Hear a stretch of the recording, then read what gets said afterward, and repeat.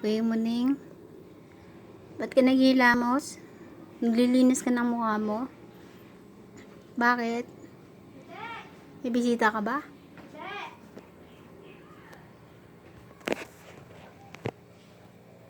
Hindi, hilamos ng hilamos. Linis na linis tong si Delta.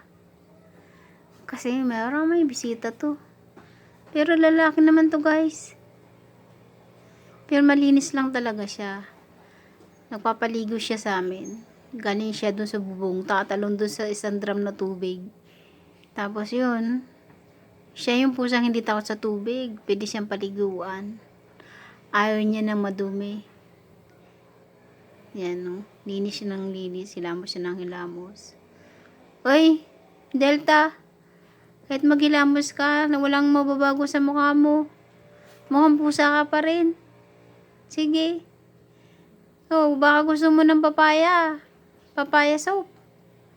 Baka manliligaw ka ba? Ha? Manliligaw ka? Tapos, hilamos ka ng hilamos. Tapos, kakain ka ng daga. Oh, ano? Pati butiki. Pati butiki. Kinakain nito, guys. Basta nakita niya yung mga butiki. Ala, tatalunin niya. Kakamayin niya yan. Minsan, paa ang ginagamit. Alin ba ang pa dito? Yung sa unahan o sa huli? Pag-isipan nga natin to. Alin ang kamay at paa ng pusa?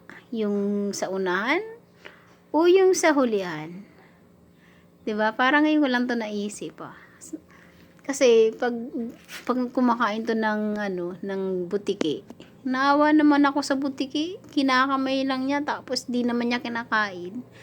Pinapatay lang niya. Tapos yung daga, pag nasa likod ng bahay namin, ang ginagawa nito, papatayin lang niya, puputulin yung buntot, tapos hindi naman niya kakainin. Dinadala. Oh. Yun, ginadala niya. Oh, parang may nakita na naman siya. Nakita na naman siya. Butiki. Pusa mahilig kumain ng butiki. Mahilig talaga siya kumain ng butiki. Thank you, guys. Thank you. God bless you ating lahat. Ingat-ingat po tayo.